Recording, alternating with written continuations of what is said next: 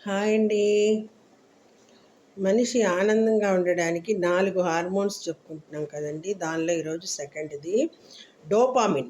నిత్య జీవితంలో ఎన్నో పెద్ద, చిన్న పనులు చేస్తూ ఉంటాం. వివిధ స్థాయిలలో పనులలో డోపామిన్ హార్మోన్ విడుదల చేస్తాయి. దీని స్థాయిని పెంచుకోవడం వలన మనం ఆనందంగా ఉంటాము.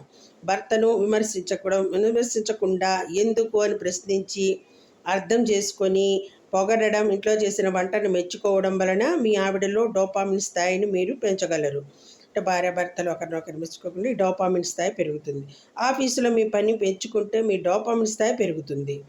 అలాగే కొత్త మోటార్ సైకిల్ కొన్నప్పుడు, కొత్త చీర కొన్నప్పుడు, కొత్త నగ చేయించుకున్నప్పుడు, షాపింగ్‌కి వెళ్ళినప్పుడు మీ ఆనందం కలగడానికి కారణం ఈ డోపామిన్ విడుదల కావడం. కాబట్టి మిత్రులారా, మన బడ్జెట్ పెంచండి, లేదా పొగడండి. పొగడడం నేర్చుకోండి. పైసా ఖర్చు లేదు కదా! అందరూ ఒకరికొకరు పొగుడుకుంటే ఈ డోపామిన్ పెరిగి మన